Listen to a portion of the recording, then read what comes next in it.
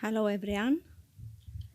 Hope you had a nice lunch and you are back full of energy. Please stay alive. Don't fall asleep because our conference is starting now. So, welcome everybody to the annual Agora conference.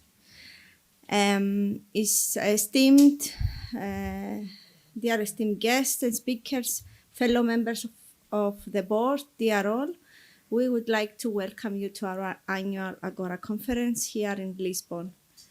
After 2 years of virtual meeting due to the COVID-19 pandemic, it is our pleasure to see you once again in person, and most importantly, to discuss and share knowledge on important topics regarding rheumatic and musculoskeletal diseases. Before we officially proceed to the main part of the conference, I would like to mention and thank some people. Without their assistance and support, we could not be here today. First of all, I would like to wholeheartedly thank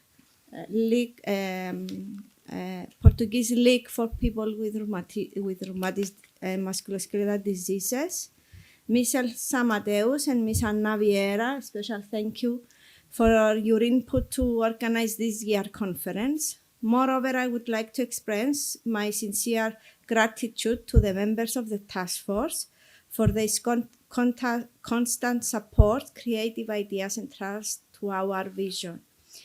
These are no others but Igor Medojevic, thank you dear Igor, Sina Bujeha, Michal Nudel, Stalo Andronikou, and our very own head of communication, Ms. Katia Antonopoulou.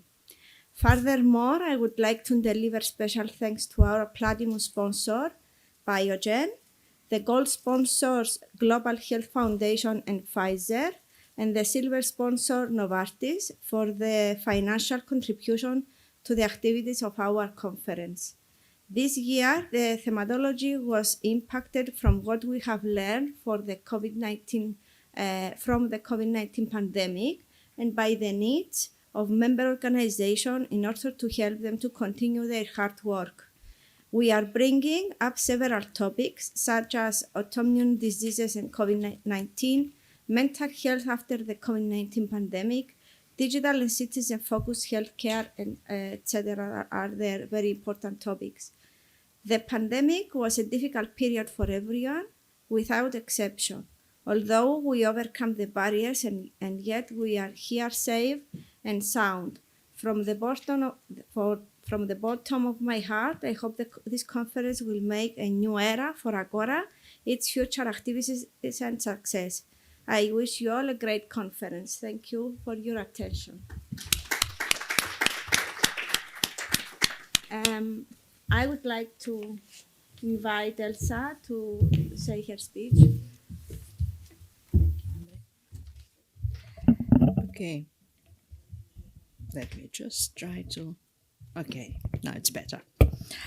Thank you, Andre, and thank you all of you of the Agora board members and task force for having us on board as a host country. And it's my pleasure to welcome you all into Portugal, into Lisbon, in one of the first challenges after the pandemic times. And it's also in line with the topic and the theme for this conference, the future directions for Southern Europe organizations. I think the challenges we are facing nowadays are even more challenging, if I may say so, than before. One of them is the difficulty of having a clear vision of what is going to happen. We managed over these 2 years to overcome successfully, I would say, all the challenges that we were facing as organizations and on providing support to our members, also dealing with political aspects and all the things we need to do in our daily business. But now we also move forward to another direction and to see what have we learned from these 2 years and what will be possible to implement and what way to go. But we nearly need to keep on following all events. And I provided one of the Portuguese examples because very recently we have just a change of Ministry of Health. So everything is changing, and we need to adjust constantly to changes. But I think this is one of our major advantages as patient organizations, because this is what we do on a daily basis. So again, I would like to thank you all for coming, and also thank the invited speakers for having accepted the invitation to be here. And on behalf of the Portuguese League Against Rheumatic Diseases, I wish you all a pleasant stay in Lisbon, in Portugal. And I'm pretty sure that the conference will be a great way to move forward, improving our networking as patient organizations and also with different stakeholders. And I'm pretty sure that it will be a fruitful conference. So please enjoy, and thank you all for your attention.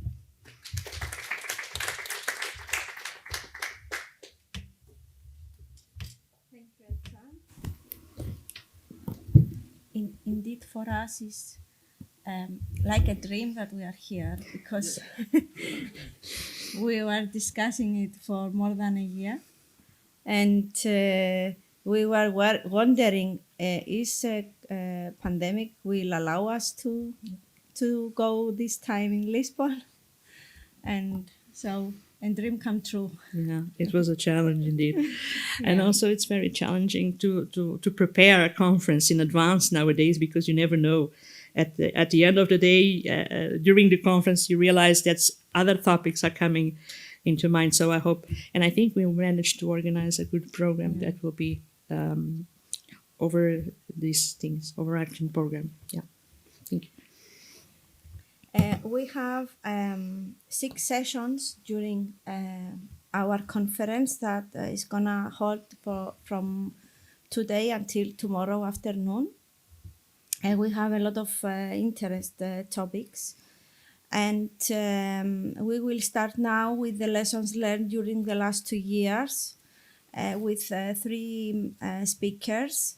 And then we will have a coffee break.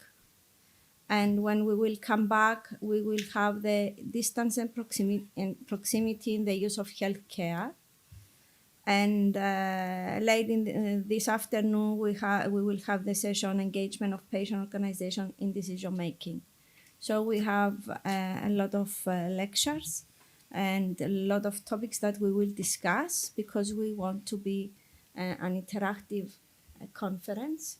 So keep your notes, and we will discuss furthermore in the continue. So we will continue with the first session. As I said before, lessons learned during the last 2 years. Okay, so we will have to make a change in the program order, but it will not affect the content, because during these lessons learned during the last 2 years, related with the pandemic situation, of course, one of the main issues, one of our main concerns was also related to mental health, and how have we managed to deal with this.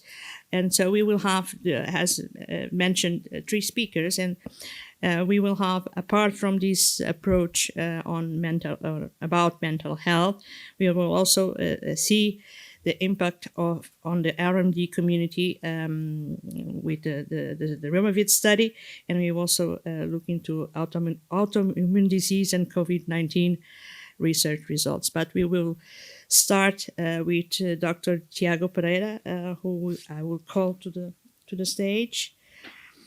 And Dr. Tiago Pereira is still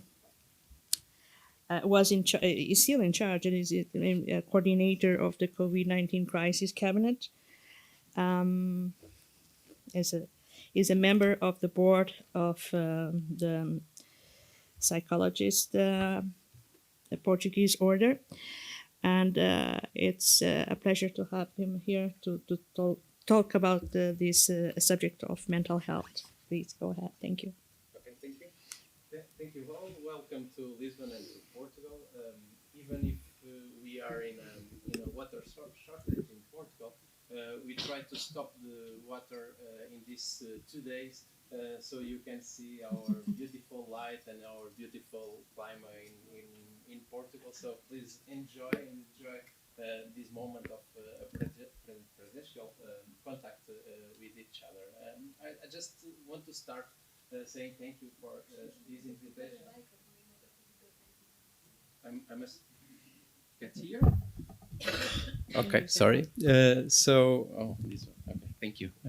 I want to move, if it's possible. So thank you for the invitation, and thank you, Elsa, for all the confidence. I don't know if you are familiar with the impact of Elsa in the Portuguese patient organizations, but she is a strong reference in the work in Portugal and in this area. And she is one of the main responsibles for the huge growth of the impact and the participation of patient organizations in our health system in the last year. So thank you, and thank you for all your work and dedication and commitment. So I must have starting words also about this change. I'm sorry, but in the end of my presentation, I will be not able to participate in the discussion panel because between my acceptance of this invitation and this commitment and today, it was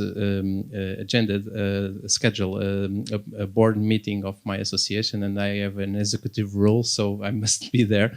Interrupt to be here with you because I have this commitment, but I must go after that. In all cases, I'm available to change ideas or other things by email. So after that, I will try to start. And I was invited to talk about this idea of the impact in mental health of COVID-19 pandemic. And I was talking about this presentation and talking about this idea of looking of this uncertain world, very quick world, in-change world, and looking for what is psychology as a science of behavior and what manages and what provides our sense of belonging and our sense of participation in the world, and seeing where is the psychology and this reverse world that where is not psychology today. And when I was invited to talk about this idea, how we have mentally coped with the coronavirus pandemic, I was also looking for this chart, that it's an important chart for the World Health Organization about the providing of mental health, or of the organization of mental health services. And if we look, since the self-care until the long-stay facilities, there is a strong role not only of our science as a psychologist, but also about our citizenship participation, about our contribution. And this was my focus to think about this presentation and this discussion, really because the patient organizations have a strong role on this model of mental health providers, and the strong role on this important issue that it's to have kind of a concretization of this idea that mental health, it's more than the lack of health, a mental health disease. Mental health is more than that. The mental health, it's the resources that we have, internal and external, that gives us the opportunity to adapt for our conditions of life and to flourish in our life. So this is quite different from not having a mental health disease. And this is quite important to say, because when we normally talk about mental health, people think about a problem, a mental health problem, or a mental health even disease. And mental health, it's a lot more than that. And it's because of that we talk that there is no health without mental health. So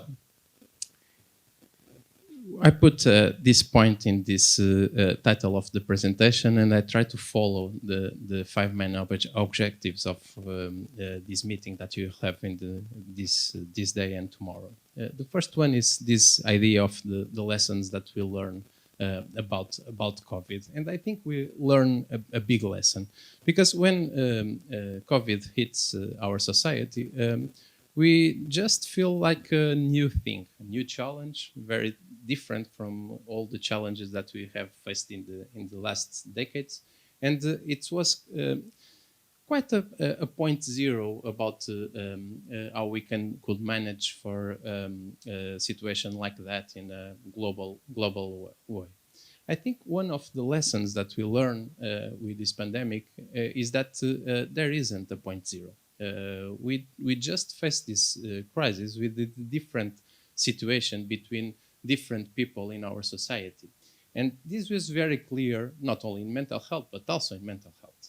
There is more and more studies that are being doing that shows that the people that were previously vulnerable in these areas were more impacted by the COVID-19 crisis. And this is a lesson that it's quite important to learn, because if we see for the last months,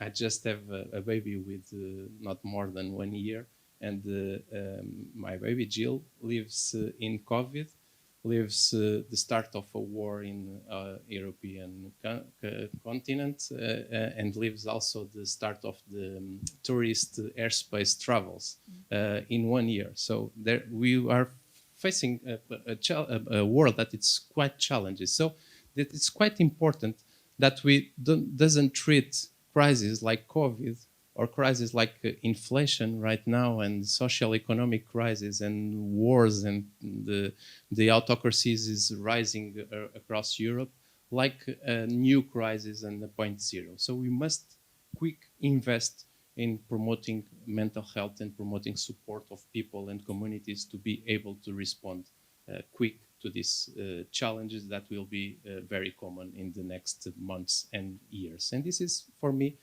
a very important lesson that we'll learn. The second point is that this idea of distance and proximity of the use of the healthcare. It was a big change, but not a transformation, what we feel and what we see at almost all European level. So it was an acceleration of a process of telehealth services and other services like this. But we feel also that there is strong inequalities in accessing whole health and mental health in particular. So this is quite important to face also, that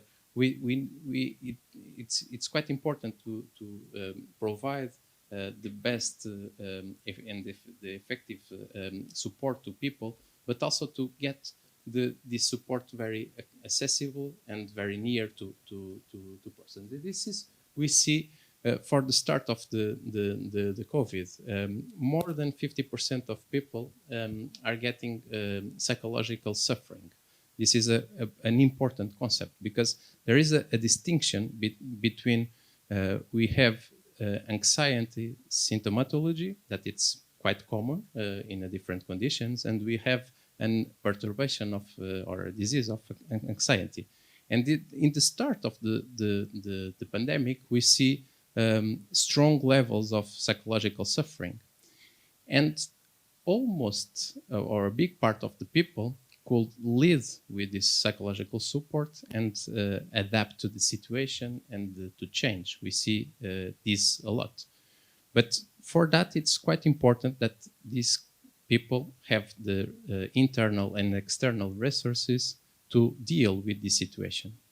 And what we see is that in the normal health systems, we are not able right now to be quite consistent in providing this kind of support to these people. And this is the part of the problems that we could really manage, because there is a strong part of disease problems in mental health that, as you know, that are biological informed, so it's quite different from social aspects. But what we see for the best evidence that we have right now on the COVID it's that the impact of mental health problems, mental health diseases is more or less more 20% that we have prior COVID. So 1 in 5 persons, so maybe 6 or 7 persons in this room to be able to keep in this medium are real in a worst position right now in mental health if they have a problem before or have now a problem that they didn't have prior. And a part of this is about psychological suffering that changes conditions and we are not able to address in this moment. So this is quite important to think about the future and discuss the importance of have strong resources that not only respond to mental health diseases, but to respond also to psychological suffering of different kind of people. The third main objective is this engagement of patient organizations in decision making. This is quite important because I choose these 4 small but very strong words about our our health systems. That it's literacy, participation, prevention, and personalization. That it's for me the more important role of patient organizations in the collaboration of health system. It's quite important your role in giving more literacy to people that are living with a disease or to people in the society to interact and to help and to support people that are living with the disease. Literacy, it's the best way of prevention and we must be aware of this. It's also important to reduce stigma, that it's quite an important concept, as you know, in also mental health systems. The prevention, it's the second word. And the prevention, it's not only the idea that we have of the primary prevention. There is different levels of prevention that we must be aware. And sometimes we have difficulties in our health systems to be aware and to be present of these different levels of prevention that we must still do with people that are having some problems. The third one is participation. It's quite important. The involvement of the different associations, and this was very clear in COVID. We have data that shows very well the support of the communities in the start of COVID and how this was important for a very large percentage of people. And when this support goes down by the fatigue of COVID and things like that, the sufferings goes up. So this is quite important. And this kind of participation and involvement and getting significance about the work, it's also very important. And the final word is this personalization. It's expensive. It's a challenge for our health systems, but your contribution, it's quite important to this personalization of the care, that getting more human, but also more appropriate to the different situations. So, into the future. Yesterday, we listening to Ursula von der Leyen, our European Commission President, talks about the State of Union. And in a talk about war, she spent some words talking about a new initiative in mental health. And this is quite a huge thing because these words came from a citizen panel that was created about the Conference of the Future of Europe that make a kind of a pressure that mental health could be one of the strong themes of the future of our European Union. And this is quite important because in the speech she talks about three needs of our systems that we must address. The first one is to put more evidence in our practices. And this is quite important also in this area and in your areas. Separated, clear, what is working from what is not working, what is strong evidence from what you don't have strong evidence, to protect people and to use the resources that we have in a perfect way, or the more perfect possible way. And this is quite important. The second word that she used was to be able to have a system more accessible for all people. And this is quite important also. I don't know the different countries that are here, but in Portugal, it's still very not equal the access of mental health services, because our public system have a lack of resources to provide this kind of support, and people look for this support in a private sector. But as you know, not all people could go to the private sector. And normally the people that are more vulnerable, it's the people that cannot go to private sector. So it's very unequal, the access for this kind of services, and this is quite important. And she asked for being more accessible, and she used this word affordable. So we must also think about this, how we can make systems that are affordable to pay it for our systems. And really, if we are not making the prevention that we need, if we are not giving to resources and competencies that people need to deal with this challenging world that we are living right now, we will have a lot of problems in the next years on this area. And as you know, this area is quite connected with different physical areas and physical diseases that have strong problems. So there is quite important that we achieve to new initiatives in mental health systems. And another important thing, it's the public health. As you know, COVID pandemic also show us that this idea of communication and the change of behaviors that we needed in pandemic, it's quite influenced by public health systems. And normally public health systems are not so invested in the health systems, the national health system. And this is a new approach that we must really develop for having an ecosystem that responds more for this kind of challenges. And also this idea, I talk about equity, but this idea of trust and democracy. It will be a huge challenge also in health systems, this idea that we are facing about the lack of trust of people in institutions and also in science. And I think patient organizations must be aware of this and must give our contributions on this big challenge. As we know, we are facing problems with autocracies all around the world and even in Europe. And autocracies normally try to kind of questioning the trust on journalists and institutions and in science to be able to flourish in a kind of a non-scientifical approach for the challenges. And this is also for me quite important for the well-being of people for the future, and I take this note also. So this is not working. I don't know why. And this also is not working. So my time is over. 5 minutes left. Just a sec.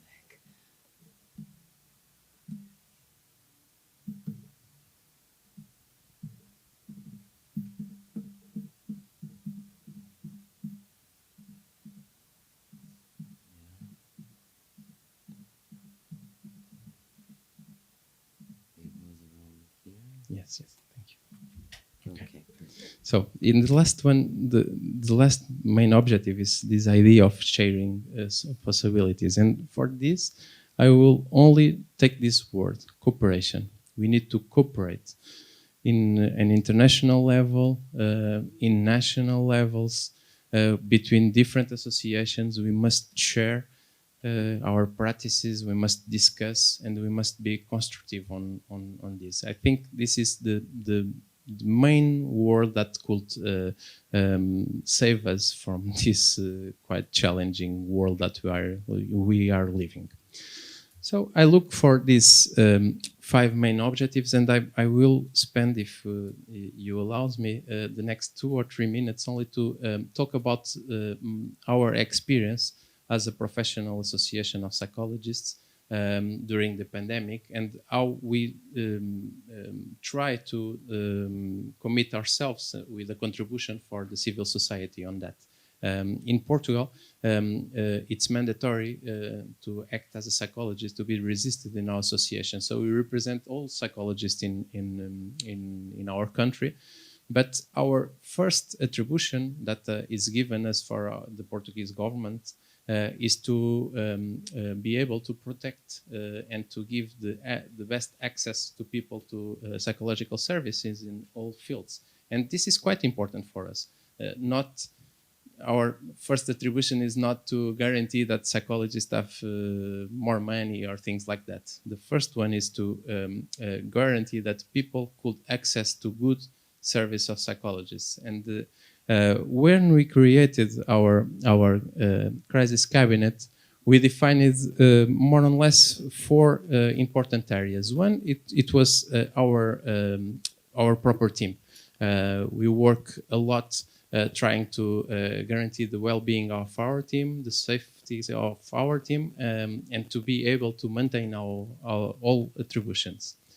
The second one, it was for our profession. It was quite important that we work for long years in the distance interventions of psychology and materials like mobile apps with psychologists, because it was very quick to be able to put psychologists to support the psychologists work at distance. We made guidelines, we made trainings on that, we made a lot of webinars on that, but it was very quick to try to have some guidelines about this new situation. And this is also important for thinking for the future, how we can adapt to different situations, and how we could create some guidelines for acting in the different situations. The third area, it was about civil society. We work a lot in literacy. We produce a lot of documents in different areas, trying to help people to self-care, as we see in PART1, and to look for each other in different areas. We also created a website that the name is I Feel. It's the name that this is here to kind of to provide a better system to access to these old documents that have more than 500 right now, centered in literacy and prevention on mental health. The fourth area, it was about our work with decision making, with decisions in Portugal.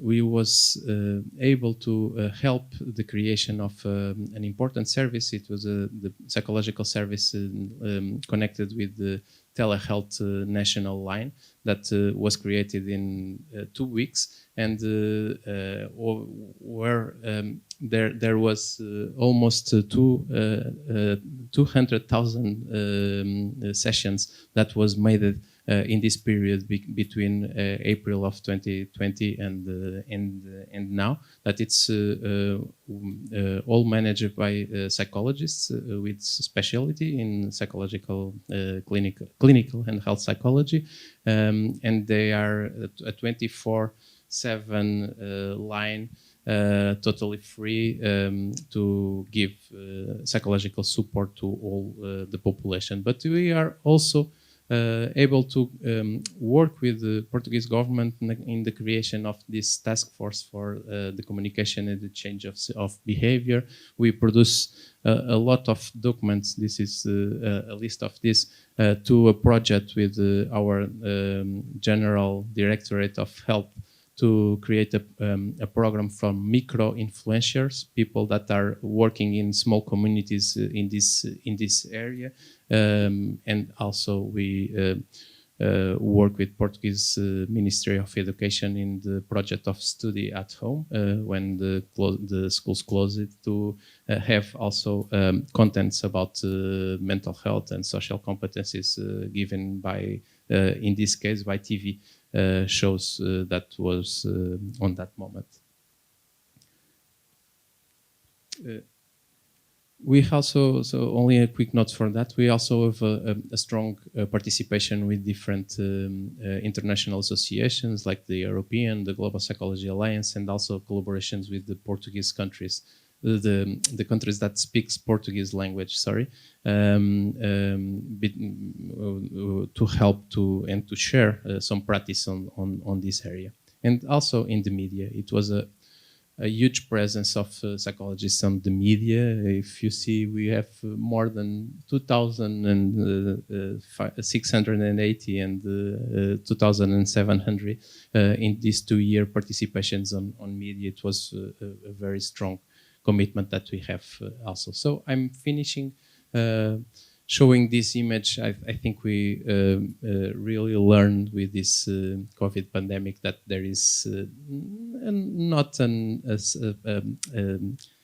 of a structural way from the past, the present, and the future, and we are facing times that our future it's in our present, our past is in our future, and this was all messed. So the best thing that we must have is to cooperate with each other and to look for our health in a holistic way, trying to prevent and to promote competencies to people adapt to these different conditions that they will face. Thank you, and enjoy these 2 days, and enjoy Lisbon and people. Thank you. Thank you, Dr. Tiago. I believe you have to leave now, and it will not be possible to take any questions, but feel free to contact us, and we will provide you the contact so you can ask some questions. So thank you once again for sharing all this presentation, and I think now we can proceed with the next presentation that will be on the impact on the RMD community of and the Romavid study results. It will be presented by Professor Marco Garrido Combrera, who is professor, and of course, is a professor and at the Health and Territory Research Unit from the University of Seville in Spain.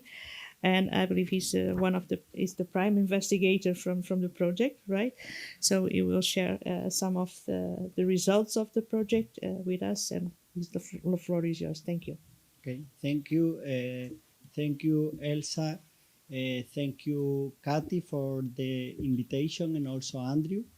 I feel here participating in this Agora meeting as if I were in my own home. So it's I see many faces that are familiar, so it makes it easier. And also I'm in Portugal, which is a friend country, no? So I'm from Spain, as Elsa mentioned.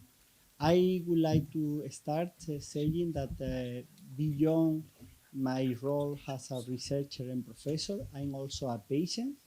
So I live with an R&D. I live with axial spondyloarthritis, and also I'm a patient advocate. So I'm part of CIADE, which is the Spanish Federation for Axial Spondyloarthritis, where I work as a scientific advisor, and also I collaborate with ASIF, which is the International Federation for Axial Spondyloarthritis, where I also collaborate as a scientific advisor.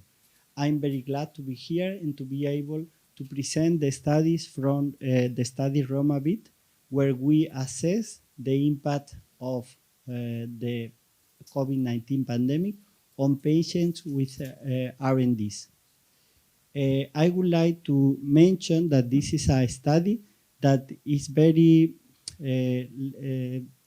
it's in a very good moment because presenting here in Agora, which is a federation of patient association from the Mediterranean area. Same has Romavit. In Romavit, we have 7 countries. The majority of them are from the Mediterranean area. Only the UK from the north of Europe. And we have the commitment with Romavit of collaborate or strengthen the collaboration between patients, healthcare professional, researcher, and also to try to have a incidence in policymakers. We have to say also that Romavit was one of the first study to collect data, not only of the disease, on the infection and the SARS-CoV-2, but also on the effect that the pandemic is having on patients in a psychological sphere of the life, in well-being, but also in other areas as we will see in our data here. So, as I say, Romavit was started in Spain, but very soon we got in contact with other patient organizations like the Portuguese Liga of Rheumatic Patients or patients with rheumatic disease, but also patient organizations in the UK for axial spondyloarthritis, NAS, or for arthritis and action arthritis. We also collaborate with a patient organization in France, Italy, Greece, and Cyprus. So we have also the pleasure to collaborate with Susie Macri.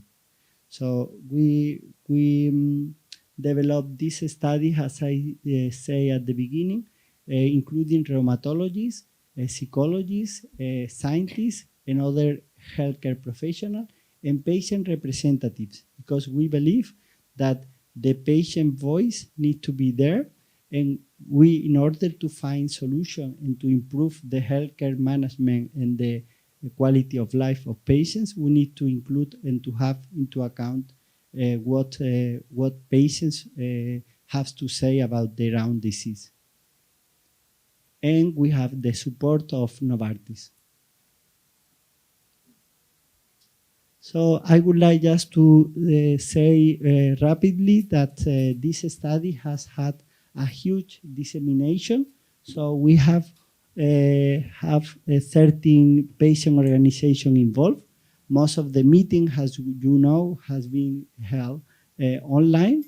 We have more than 8 international scientific and clinician experts involved, and with more than 15 presentations in top rheumatology conference, including EULAR or ACR in the US, where we got an oral presentation for the Romavit study in 2001.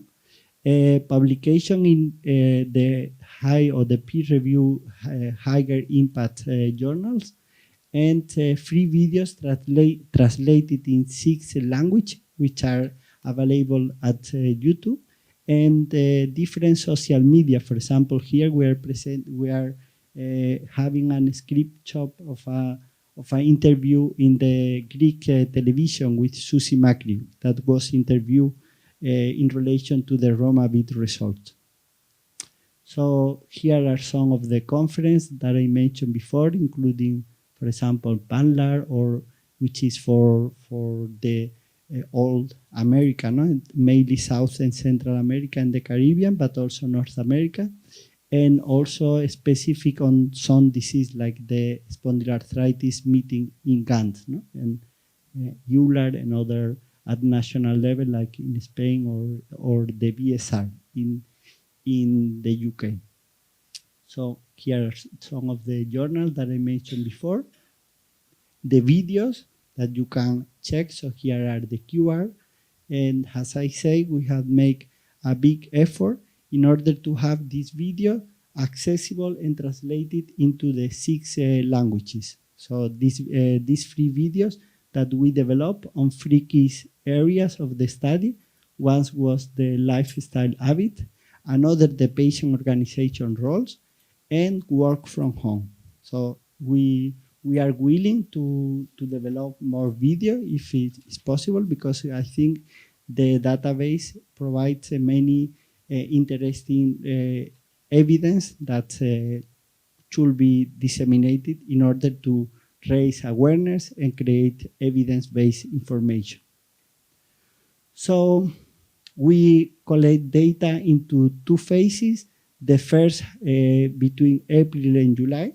So as I said, was one of the first studies in collect data from patients directly on the effect or the impact of COVID-19.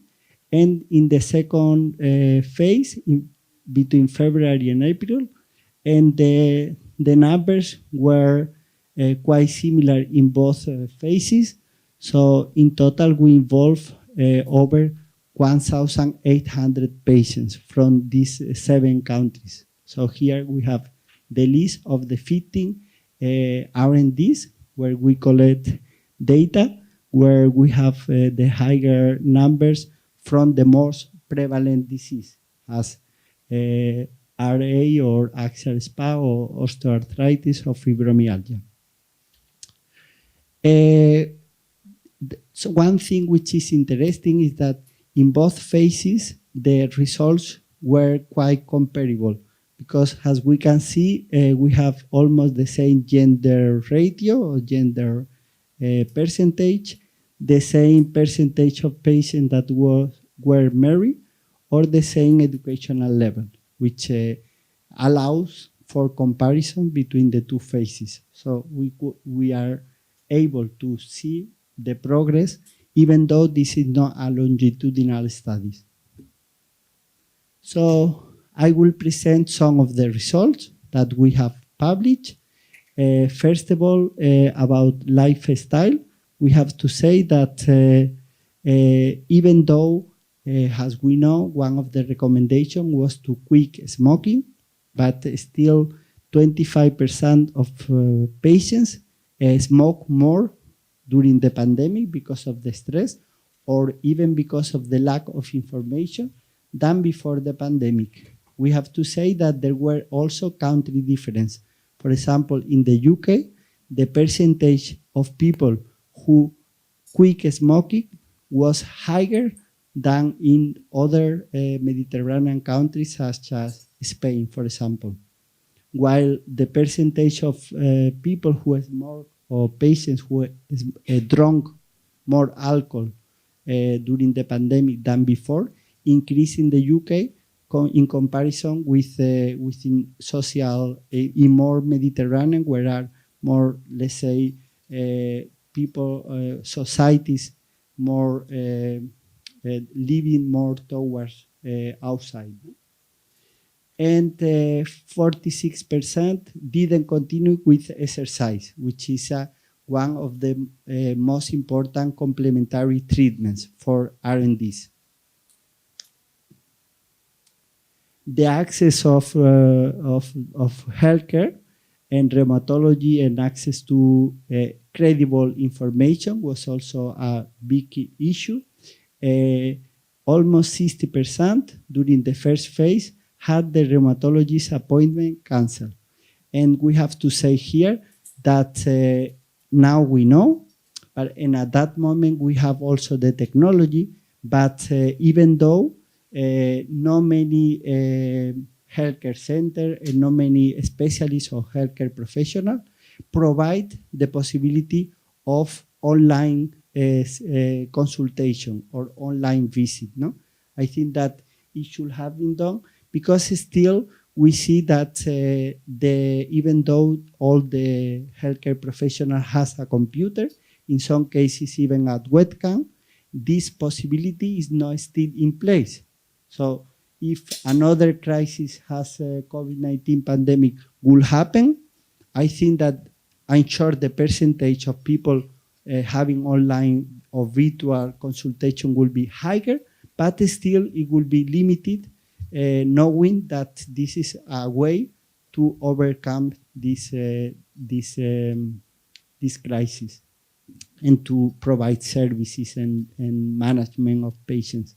46% didn't got information on how COVID-19 may affect their disease, which could have also resulted in a more vaccine hesitation, no? Or willingness or lower willingness to be vaccinated across R&D patients, which was fortunately was not the case, no? And then as we will see. Mental health and poor well-being, as my previous presenter mentioned, it was one of the main issues, and we found has a big percentage, almost half of the patient in the first phase suffer from poor well-being. This percentage even increased in the second because many patients lost their job, they were lonely, so they have to face their disease by themselves, and it was on top of other problems like comorbidities, like being aging, living alone, or being a woman, no? and suffer other problems in the societies. No? Many patients also are at risk of anxiety and depression. We have to say that many patients also report that their disease has a consequence of the COVID-19, but mainly of the lockdown, no? And the lockdown policies that help to combat, to fight the spread of the virus, especially with the home confinement, no? in countries like Italy, or Spain, or Portugal, that was very strict in comparison to other countries like the UK, where you could still go outside in a catchment area. No? So it changed. No? So we know that that lockdown was a good measure, but we also have to adapt and be flexible when we comes to patients with R&Ds, where physical activity and outdoor contact is a key area in order to have a good management and good health status. 76% reported high level of pains, no? Which goes in line to this worsening of the health status of patients. As I say, even though the patients with R&D patients didn't receive adequate information on how COVID-19 may affect their disease, thanks mainly to the role of patient organization, were informed, where there was no contact with the healthcare system in many cases, were adequately informed. So the unwillingness to be vaccinated was quite low, we have to say, in comparison to other groups. So that's, I think, important. So the main reasons to unwillingness to be vaccinated was the having inflammatory disease, fears of side effects, and the hope for being or not having hope to be vaccinated and protected from COVID-19. No? So all these fake news, no, about the vaccines, no, that we all know now.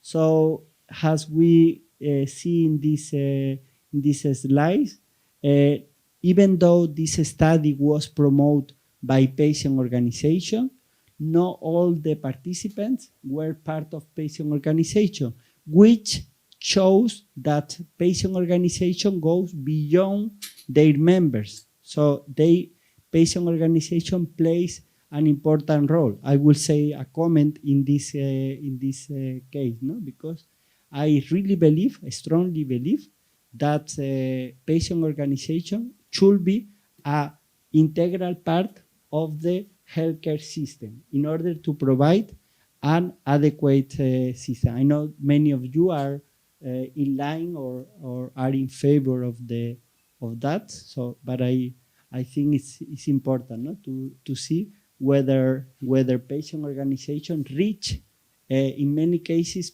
patients in remote area, patients who are not within the system, and should play a more important part within the healthcare systems.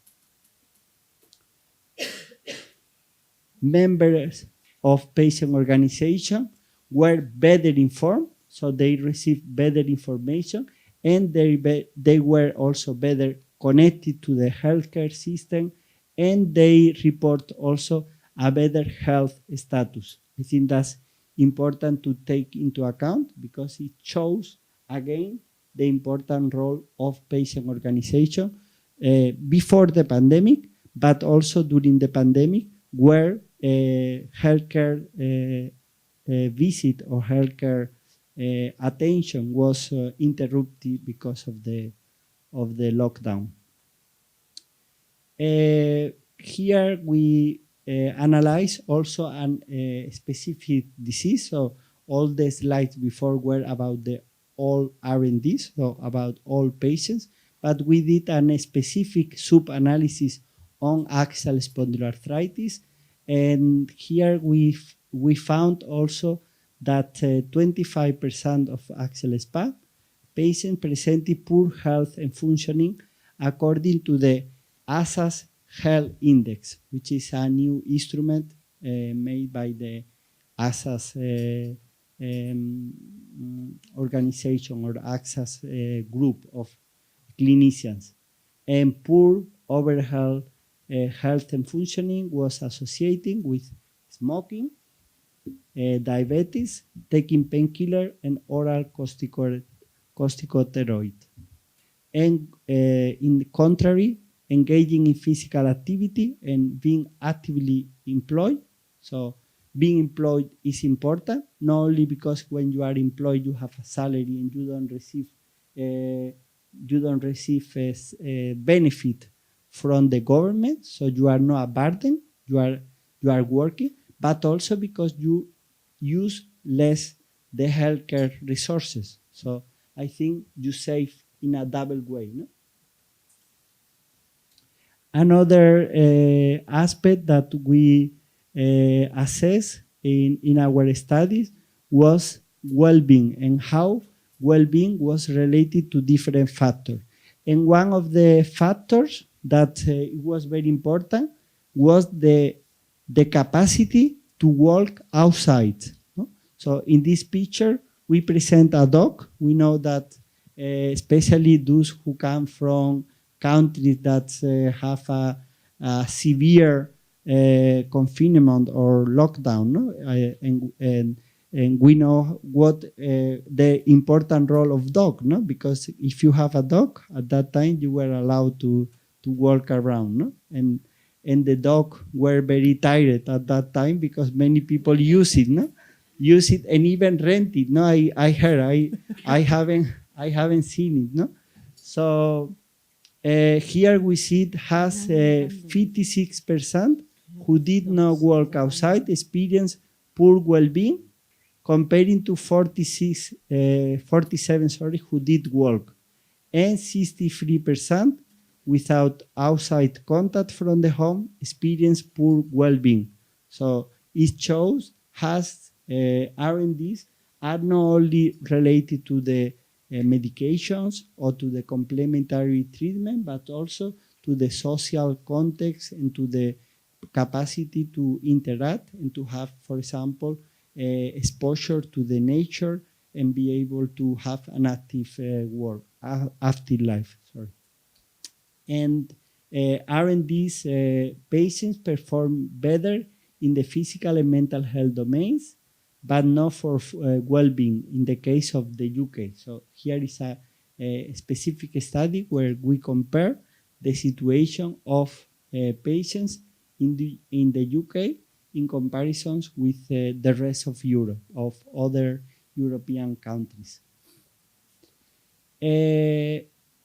Work from home was also another issue that we include in the second phase survey. I have to thanks to Elsa Frasau, because she was the one who mentioned, no, who raised this issue, no, this the importance of working from home. So we have a conversation. I hope we can continue this conversation about the important results. So we found that almost 40% has to work from the living room or kitchen. So it's not only about working from home, but also the condition that you have at your home, whether you are single or you have children at home, or you have noises, or what is the view or your internet connection or your desktop. So there are many, many different issues that can make beneficial to work from home, or dangerous even, no? And 37% have a home office space, 40% work from another space at home, and 10% work is from their home, which make it things more complicated. So as a conclusions, we want to summarize in this slide. The first is that despite the increased risk of R&Ds in relation to the COVID-19, the majority of the patients got vaccinated. So I think that it was also the result of the patient organization commitment and dissemination of the scientific evidence, but also of the healthcare professional. Mental health and well-being were important factors associated with the pandemic.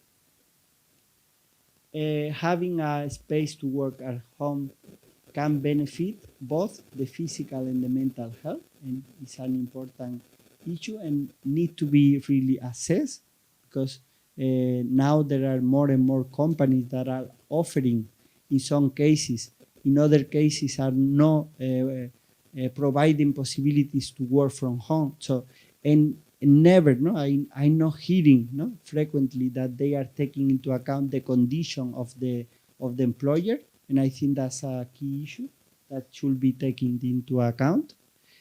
Also, the need for follow-up, where healthcare is interrupted because of such a crisis. We have the COVID-19, as we said before. We have also a European or a war in Europe. We don't know, maybe tomorrow we could have a tsunami. It could happen. So crises are like this. I don't want to frighten anybody, but crisis happens and we need to be ready. And one way to be ready, for example, is to provide virtual opportunities for healthcare professionals and patients to be connected, no? Even in difficult situations. R&D patients organizations plays an important role, and I think we are in the best way to say that, no? In Agora, no? We are. This has to be strength, no? This the patient voice and the patient representative should be taken into account, no? To take decisions, to influence policy decisions, because are the voice of the patients. And one important issue that is very neglected by the researcher and also by the society in general is the role of the social contact and especially the environment. No? For example, the green spaces in the cities, no? That at the beginning of the pandemic, I remember, for example, in Italy and Spain, that were closed. No? They closed the green spaces because of the lack of information, where we know now that open space are fantastic, no? When we have problems of infection such as the COVID-19. So thanks to the all patient organization, all national patient organization that contributed to this study, that make, as I mentioned before, important input in order to create this evidence-based information. And I would like also to offer the opportunity to develop further the data that we have collected, either providing or analyzing new research question, analyzing also a specific disease, but also comparing the situation in these two phases with the current situation, where we cannot still say, we are totally out of the pandemic, but we are in a transitional moment. No?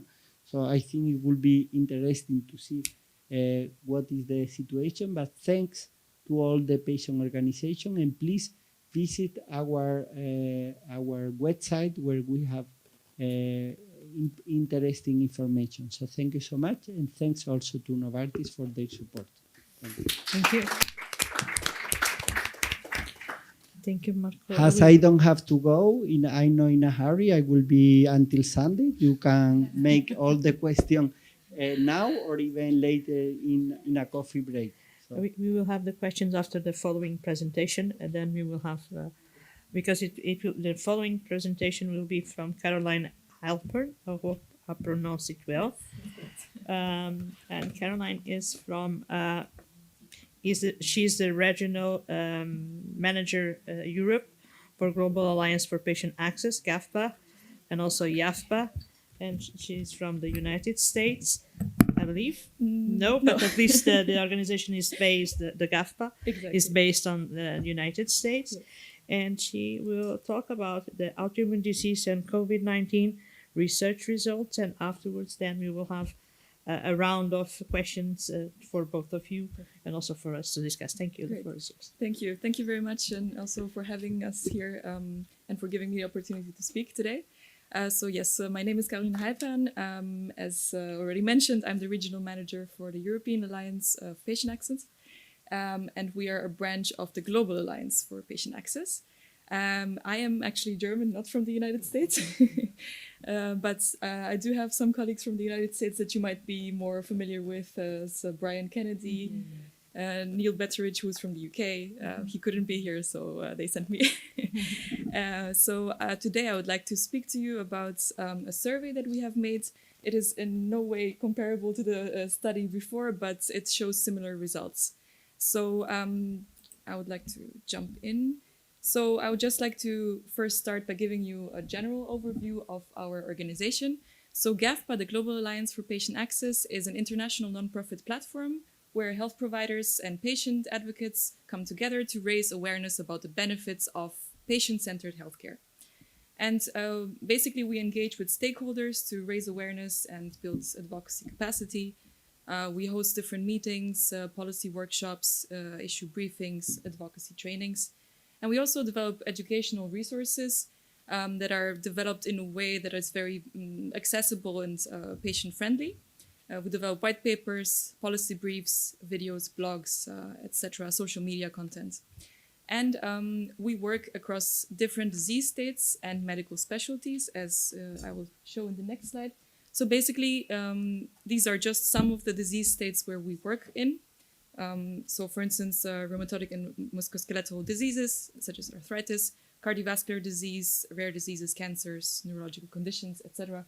I'm not going to go through the whole list. Similarly, we also work across different medical specialties, such as rheumatology, cardiology, neurology, and oncology. And what we do is, basically our message is that we want to have more patient-centered care rather than disease-centered care. And why is that? Because we believe that patient-centered care is basically treating the patient with more dignity and respect and involving them in all decision-making processes around their health. Disease-centered care, on the other hand, it's very valuable, of course, but it is mostly needed by individuals who have a single predominant disease, and then everyone with the disease desires the same outcome, such as prolonged survival or, for instance, stroke prevention. So in patient-centered care, it is about having shared decision-making, so between the patient and the doctor. And systematic reviews show that there is an increased adherence to management protocols and also reduced morbidity and better quality of life for patients if they follow the patient-centered care approach. We work across different policy issues such as health technology assessments. we've recently come up with a very interesting report, perhaps also for you, about we compared different health technology assessment bodies across Europe and ranked them accordingly into how much they involve patients in their processes. I'm happy to share the report, but it's already online. It's on gafpa.org. We also work on continuity of care, pharmacovigilance, patient access. Our idea is that we want to tear down access barriers for patients. So we want to make sure that there's lack of disease state awareness. To not have lack of disease state awareness, to have improved clinical trial access, therapeutic access, to have better patient adherence, less stigma, and better caregiver support. And as I mentioned before, I am the regional manager for the European Alliance for Patient Access, which is a branch of the Global Alliance for Patient Access. And we have also other colleagues that work in Latin America or the United States, South Africa, and perhaps more that I'm currently not remembering. And now coming to the main topic of my presentation today, it's about autoimmune disease and COVID-19 information.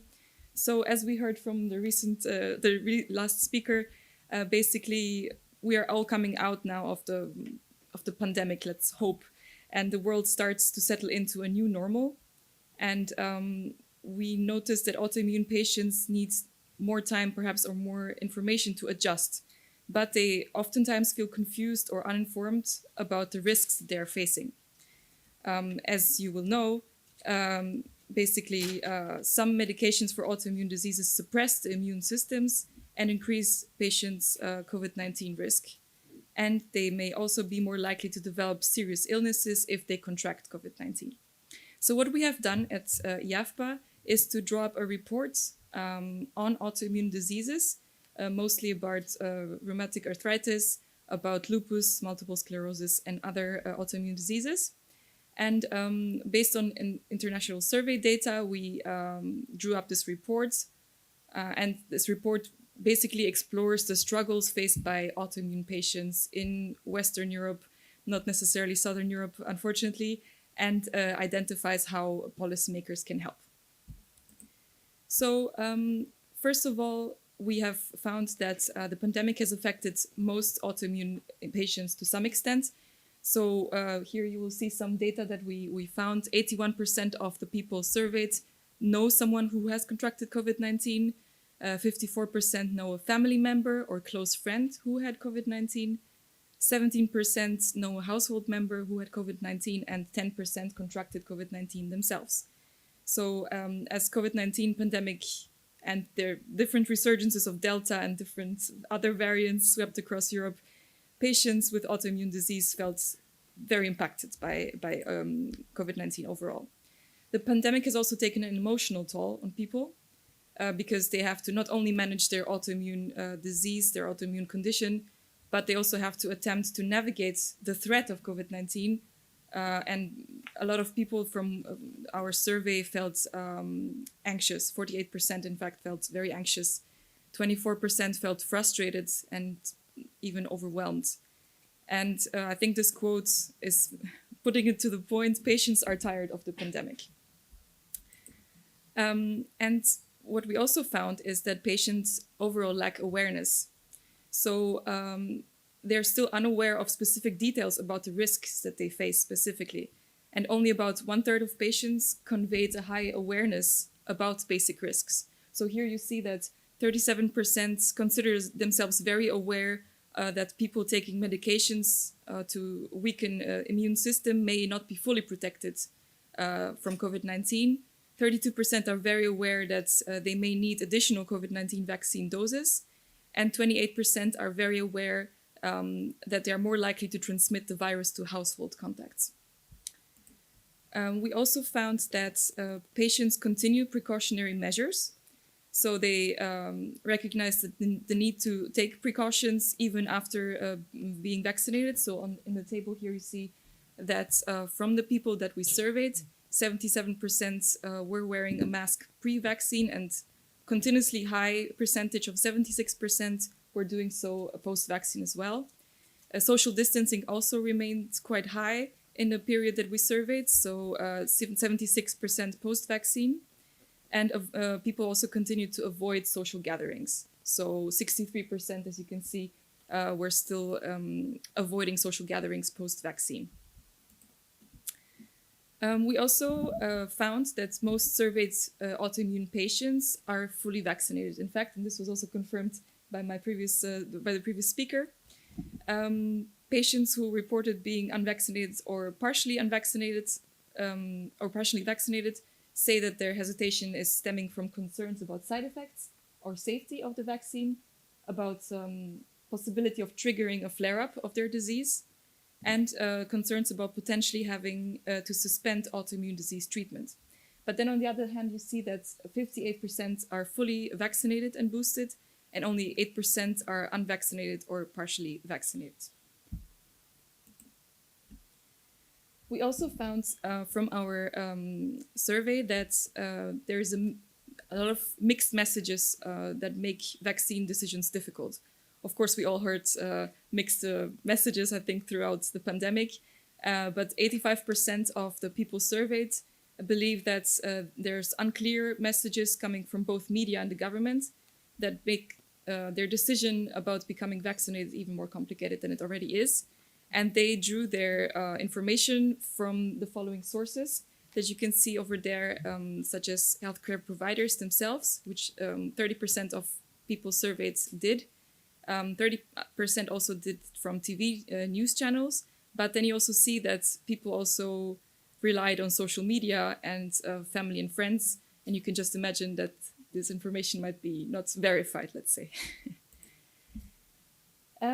People also believe that, so they battle uncertainty in general. There's a lot of confusion regarding vaccination details, be it like the different brands that there were out there to booster shots, third doses.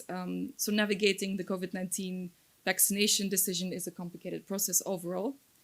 And on top of that information, autoimmune patients, of course, also have to consider their own condition and medications that they take. So we found that 41% of people surveyed are uncertain about whether they need a third vaccine dose or when to get it. 59% were uncertain about the difference between a third vaccine dose and a booster shot. 48% don't understand if a third vaccine dose needs to be the same vaccine brand. And 58% don't understand if a booster is needed sometime after a third dose. We also found that patients wanted to have personalized care, more personalized care. So basically they want to know their options and how each option pertains to their specific circumstances. So 55% of people we surveyed say that COVID-19 vaccines are more effective with some autoimmune disease medications than with others. 82% want to explore which medications for their specific conditions are more compatible with the vaccine. And we also found that patients overall demand, in a way, more clear information. They want clear, consistent information that is tailored to their individual condition and medications, and preferably have it all in a central location, which has not been the case in many cases. So 82% agree that they want people who live with autoimmune diseases need greater awareness of the importance to get a third dose. 85% agree that people living with autoimmune disease need easy to understand factual information to guide their decision about vaccination. And 85% agree that government policies on vaccination should reflect the unique needs of people living with autoimmune disease, which has not been the case many times. And we also had an open section of our survey where people could express general feedback of what they feel that healthcare providers could do for them.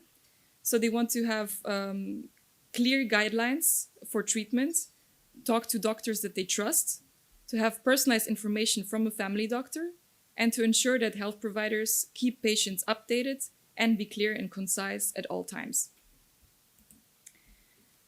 We also found that patients expressed a desire to rely on healthcare providers as a main source of information. They want collaboration between policymakers on the one hand and also healthcare providers on the other hand, so that they can improve the distribution of information.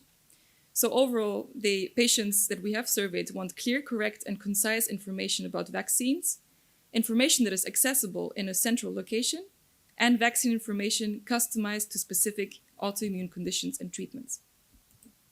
This is an overview of the survey demographics. So indeed, much smaller than in the previous speaker's case. Only 400 people we have we have surveyed through an online survey in a limited amount of time between January 12 and January 24 of 2022. The gender was the majority of people were surveyed were 59% of females and 41% males. The countries that we have surveyed, the majority of responses coming from Germany, Spain, France, Italy, and the UK. And the age range, perhaps unsurprisingly, the highest percentage of response coming from the ages of 45 to 64 years, and the least responses from 18 to 29-year-olds. And the autoimmune diseases that we have specifically surveyed were rheumatoid arthritis, multiple sclerosis, lupus, and then significantly less indeed from other autoimmune diseases. Then what we have done after our survey, we have organized a meeting on the 23rd of February 2022 with the organizations that represent the people living with autoimmune diseases. They met to basically consider the results of our survey and the challenges facing the patients during the COVID-19 pandemic. Here you can see the patient organizations that came to our meeting. And what we will do, this was basically just the first step of the survey. We also want to do a follow-up of the survey to see how the situation has changed. Have there been any differences from the first survey?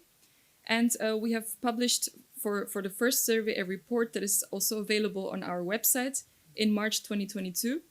It has been translated in other languages such as French and Spanish, but also Italian and German that I didn't mention on the slide.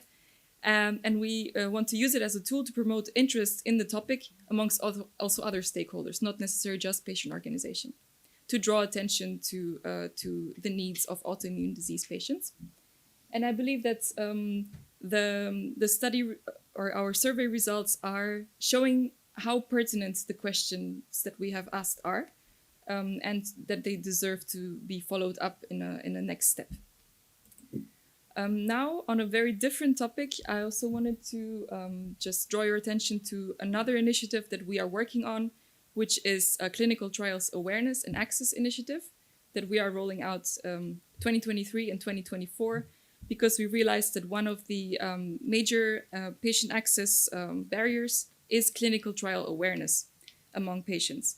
There are actually several barriers to enrollment that we have identified when it comes to clinical trial awareness, such as lack of awareness of these clinical trials that even exist, a failure of providers to engage in trials, a failure to recruit participants from minority communities, so lack of diversity among the participants.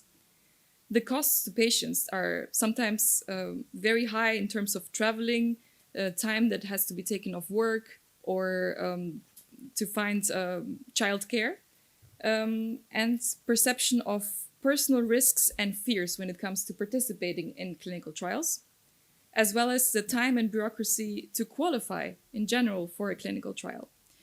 So I didn't want to take too much time on this. I just wanted to mention this initiative, and I'm happy to explain more about it over coffee or over lunch in the future. Thank you very much. This was all. Thank you so much, Caroline.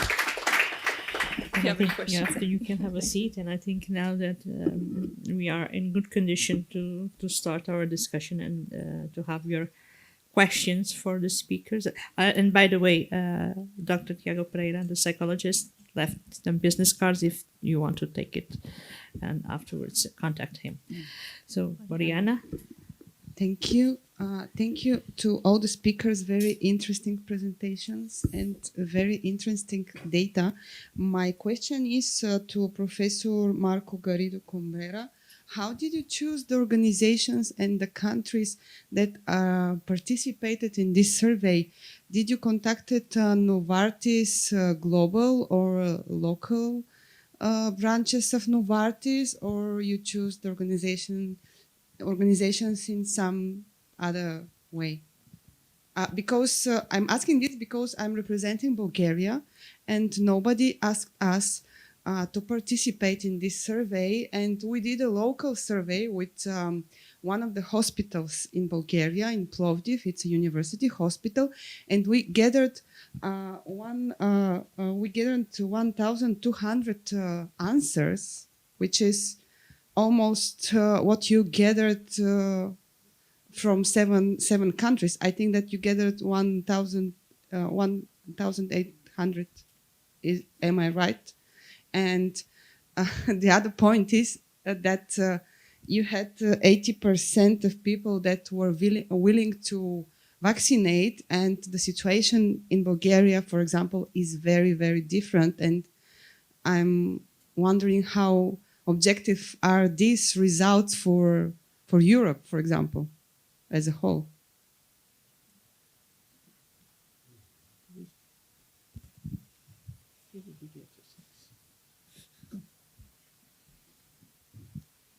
Thank you, and first of all, congratulations for such a survey in Bulgaria. And if I can apologize whether Bulgaria was not part of the study. As you see, we made the study only in these 7 countries, and it was made all very fast, because the crisis, the virus spread out. I especially at the beginning it was very painful, no, in China, as we all know, but in Europe, in Italy, and then in Spain, no, many people were dying, and the possibilities to travel was impossible. So I have to say that the majority of the contact were made based on relations. So it was Novartis didn't decide it, which country were part of the study. So, for example, I can explain you how, for example, Portugal get into the study, and it was because Susi Macri contact or Elsa contact Susi Macri and say, Elsa was interesting as you are in a similar study. So I invite her. I say, why not? Let's invite also Portugal, and I think the same happened with Greece. So it was like a snowball, no, that it was growing, and then at a certain point, because of the lack of resources, we say, okay, 7 countries, that's enough, and we went from that to the end, no? But sorry. About the second question, I'm sorry, I lost my mind and I didn't. I just mentioned that if you only have one mic. No, I can hear. It's no need to apologize. I was wondering if Novartis are aware, and if we have to contact them in the future for some other researches like this one. I was saying that if you conducted this survey in Bulgaria, for example, this 80% of people that are okay to be vaccinated would have been very different, because in our survey we had only 27% of the people that were willing to be vaccinated, and 39% said no, and 34% said I don't know, I will think about.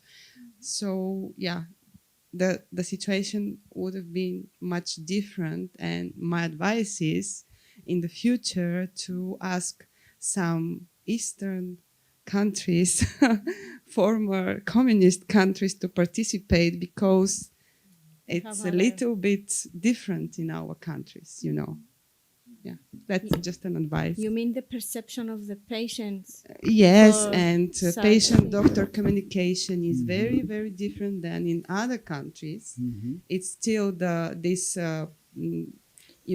doctor is here, the patient is here. We are trying to deal with this, but it's very different. And also people don't trust uh, new things, such new vaccines and so on and so on. So yeah, in the future maybe it's good to have Yeah. us on the board. Yes. I can answer from my personal point of view and from our university and research center, and I'm very grateful and enthusiastic to hear your interest. And I will take your contact detail and I will consider your organization for future research. So thank you so much, and it's good to have more people interested and involved in such as international research. And before handing to Sina, also has some question. I would like to suggest. I always like to suggest things around the Romavid studies. I think it would be interesting to see because you have 7 countries, and some of them are from Southern Europe. You have Malta, Cyprus. Malta is not involved. Cyprus, Greece, and Portugal and Italy, I believe. And it could be interesting to see, to compare the results between the South Europe and the other countries, and as a follow-up, maybe try to enlarge the country participation from Southern Europe through Agora, and we can see what kind of sponsorship we could have. But I think it would be very interesting, and also it could be very interesting to collect as a starting point all these kind of studies. You have Romavid, we have also that one on autoimmune disease that has some things in common, and you probably have, like the Bulgarian case, some national examples. So it could be just an idea for further studies. As I mentioned during my presentation, I think that the coverage of Romavid and Agora, we have a similar coverage. We have the similar goals. So I think that it will be excellent to explore possibilities to carry out a new survey or new studies incorporating Agora as a body and not just the single patient organization. That would be great. In addition, Wonderful. Marco, we could see about working from home. Okay, how is the situation now with those people? If they prefer to work from home due to the disease, if they are available to work, and they work leave them to work from home until now, or it was just that time of the pandemic and due to the government rules. And this is very interest about people with RMDs. Yes. So we could expand this. I think employment is one of the main issues within the, EULAR and PARE, no? And other patient organizations. So it will be great, no, to explore further and what is the situation. As I say, COVID-19 has brought also new opportunities, has working from home. And we need to assess whether this is the best option or not, and because it will depend on the condition of the patient, but also of the work condition, no, at home. So I would also suggest that vaccination and vaccine seem to be a matter of concern for patients and for patient organization, not just regarding COVID. There's a lot more issues to come. This could be something on a follow-up. Yes. And of course personalized medicine. But some suggestions we will of course discuss it later. Sina, you wanted to Thank you, Elsa. Just to latch on to the previous conversation, I think now that you know of Agora as an organization, it would make sense to have a direct link into all the organizations within the umbrella organization. And the other point that Andre has raised is that we are speaking continuously about lessons learned, but it seems like it's a top-down approach. It's what was convenient for governments to give this, to ask people to work in a certain way because that was easy then. But now that patients have gone through the process of working from home, they know what is good for them. But we need to create this space through research to really underline how they can contribute better to their economic standing, but also to the country's economic standing. But that was the aside. I wanted to ask you a question about, when you spoke about the first phase, you said that 49% stated that they had poor well-being. And my question is, how was well-being defined? Which definition did you use for well-being, so that when we do comparative studies, we will be comparing like with like? And the supplementary question is about 46% were at risk of depression. And again, what tool did you use to measure that risk in particular? Thank you. Yes, so a very good question. Thank you so much. So I didn't raise the methodological approach that we follow, because it's not the first time we are presenting Romavit. So I wanted more to focus on the result that we have disseminated into the scientific context, no? But regarding the tools that we have used, there were validated scales. So for well-being, we use the World Health Organization WHO-5, which measure well-being, but also clinical depression. So it's psychological well-being. And for anxiety and depression, we use the HAT scale, Hospital Anxiety and Depression Scale, which is another validated tool. So yes, we wanted to use validated tools, and we have, when we develop the questionnaire, we involve many patients, patient representatives, but also clinicians and researchers who were specialized on R&Ds. Yes, you're welcome. Thank you, Marco. Here. Follow up on this last Yes. point of well-being. Yes. I was just wondering, was any well-being or worsening of the disease substantiated by any radiographic or functional abilities in a way, or was it completely out of the scope of this research? You mean the difference between where you are? I mean, your question goes addressing the axial spondyloarthritis different between non-radiographic and radiographic, no? Well, yes, and on top of that, so when you said that 48% reported that they felt worse, I was just wondering, is that all psychosomatically driven, or were any cases there also substantiated because the disease was progressing? You know what I mean? So was the full amount of 49% clearly driven only by the situation or not? Because you mentioned lack of mobility, for example. So lack of mobility can lead to a progression of the disease, which again could have been shown mainly, for example, by functional scores that went worse, or by radiographic progression. So was there any way there that you looked into that, whether it was all driven by COVID alone and by the psychosomatic axis? I have to say, first of all, that about the well-being, what we present or what we have already published is just a conference presentation, so we haven't developed the full study or the full manuscript, but we are on process. This is something ongoing. But I would like to point it out that COVID-19 has brought consequences for the patients.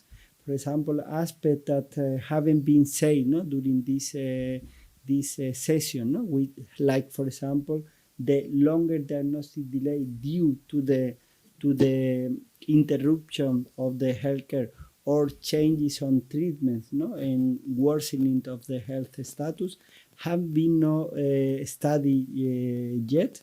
But I can tell you that for health status, we use again another validated scale, which is very simple, but is used by all the international organizations, including the European Union and other organizations, which is a measure for self-perceived health status.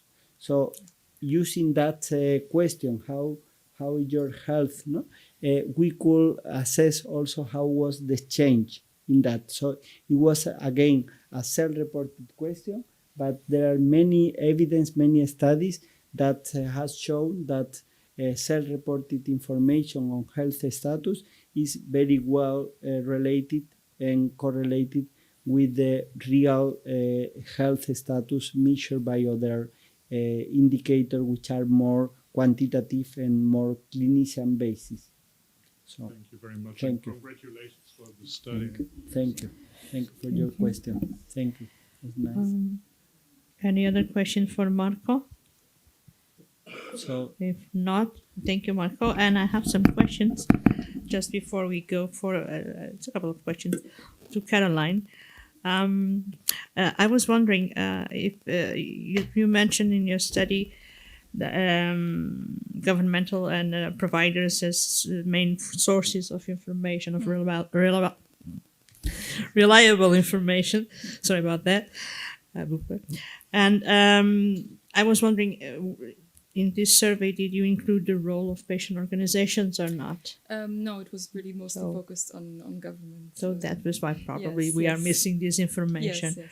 That is one thing. And another suggestion, and because I know that some of the organizations member of Agora also, or some of the people present here, are also members of U-Party at the national level. Perhaps on the clinical trial initiative, it would be a nice suggestion to contact the Oh, yeah, please U-Party national organizations that are much involved in also in our own Yes. national organizations, Great idea. because this could be a thing. And I think that personalized medicine would probably be a good topic Yes. and a always. huge topic for the future. I think it's a very important topic to address in the future. Yes, we'll But- take it on board. yeah. Mm. Okay, thank you. Any questions for Caroline? Yes. It's not really a question, but a comment. I'm Anna. I'm from Portugal. I'm a member of the Portuguese League Against Rheumatic Diseases and also a member of the Agora board. I would like to congratulate you on the clinical trial awareness project. And I hope that liaising with Agora, we can contribute with the patient perspective on this very hot topic. And I'm especially concerned with those living with diseases that are orphan diseases, that so far we don't have approved medicines for it. I'm also a patient in a clinical trial.